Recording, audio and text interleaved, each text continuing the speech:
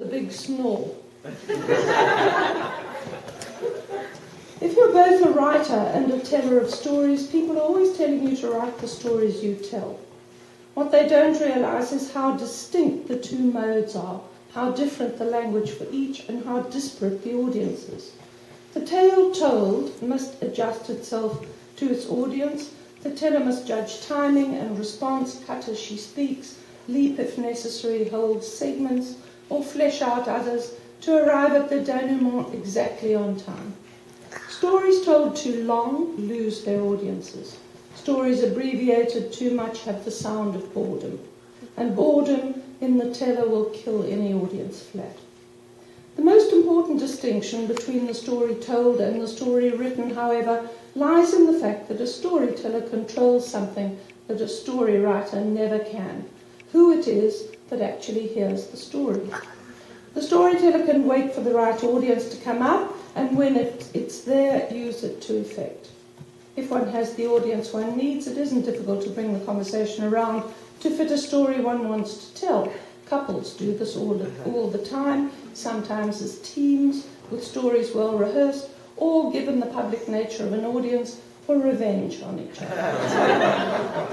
One has only to consider the subject of snoring. Snoring stories abound. Because the great majority of snorers seem to be men, the stories themselves are often told by women. To see a man, upright, shirt and tie, a wine glass held knowingly to his lips, reduced by a snoring story to a slack-jawed monster of darkness, is to know the very nature of female revenge.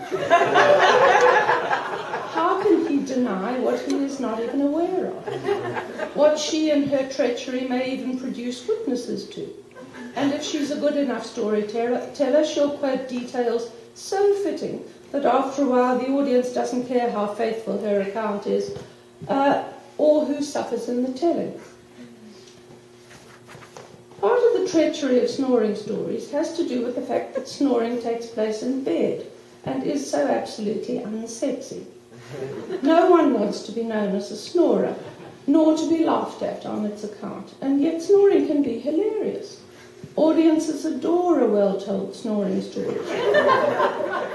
Partly because of the absurdity of snoring itself, but also because of the nature of its victims, snorer and snoree. And because its hero, snoring itself, always emerges victorious.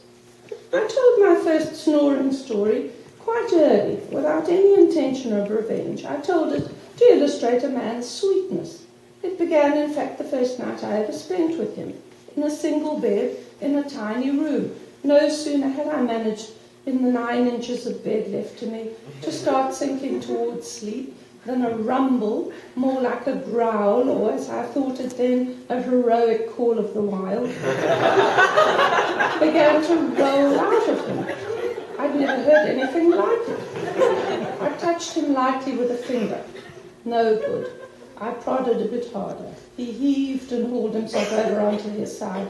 And then there was silence, and for a while, until I was just losing consciousness, he rolled back onto his back and the racket started up again. Dawn came, the sun shone into the room, he stretched an arm over for me. "Can I bring you a cup of tea?" he murmured. "No," I snapped, "and I'll never spend another night in the same bed with you." First I tried earplugs, every kind available. Nothing, however, was equal to the noise he made. Try tapping him gently, friend suggested. Say, "Darling, you're snoring." Turn him onto his side. I found, however, that the very effort of saying, "Darling, you're snoring," woke me up completely. So too did the heaving of an adult man from his back onto his side.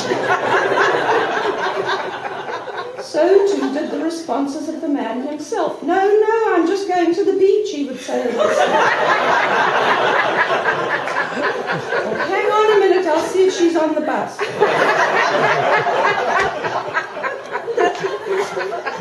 Wide awake in the dark, I began to wonder what was going on in his head.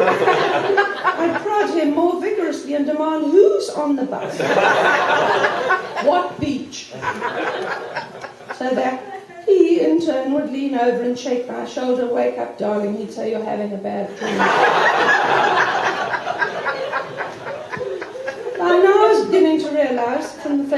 my friends, and in the way they asked me to repeat the details, that the snoring, for all its torture, had the markings of a real story. Even the characters were right for comedy. My man happened to take himself very seriously. We had serious arguments as to whose problem it was, snorers or snorees. But he had also never learned to be laughed at. More than this, he was a bad sport. Suitable as the story might be, there was no way I could imagine going public with it, not yet anyway. Meanwhile, we continued to search for a cure. Tennis ball in the back of pyjamas came up one day. He'd read about this somewhere and brought me a pyjama top and showed me where to sew a pocket. A tennis ball against the spine, he explained, encourages the snorer to sleep on his side. That night, in went the ball. In came my snorer, a prominent hump between his shoulders, walking seriously round to his side of the bed. Neither of us mentioned the hump.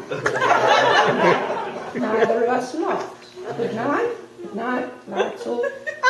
And then at 3 a.m. there it was again, the heroic rattle, the bellow, the wheeze. Darling, I said, the ball is not working. Where's the umbrella? He shouted.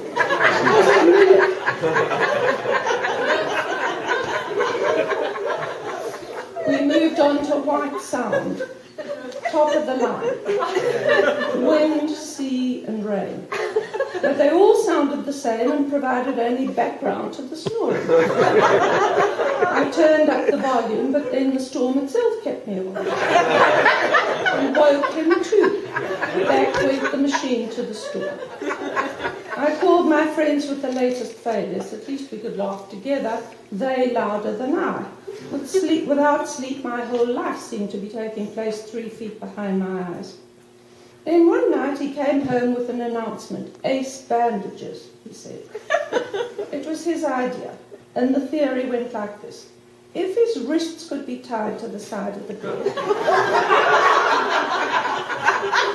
so that he couldn't roll onto his back, he wouldn't be able to snore. He was so optimistic about this idea that I too pretended to be full of hope. In fact, I now had my secret hope fixed on having the bedroom to myself. It was the only hope I had. He unravelled the bandage and instructed me on how to bind his wrists in a figure 8 and then to secure them to the bedpost with a reef knot. This done, I walked around to my side of the bed and climbed in. I tried not to think of what would happen if a fire broke out. Or if he needed to go to the lavatory. I fell asleep. At 4:05, I was woken up at what sounded like a cry of pain. I sat up an alarm, switched on the light. There he was at the far end of the bed, his head twisted round and upwards like one of Picasso's Groner horses. Back arched, mouth gaping. I scrambled over to him and released his hands from the bandage. The next day, as I drooped over breakfast, the cleaning woman came to stand before me. Yes, Conchita, must I wash the ropes?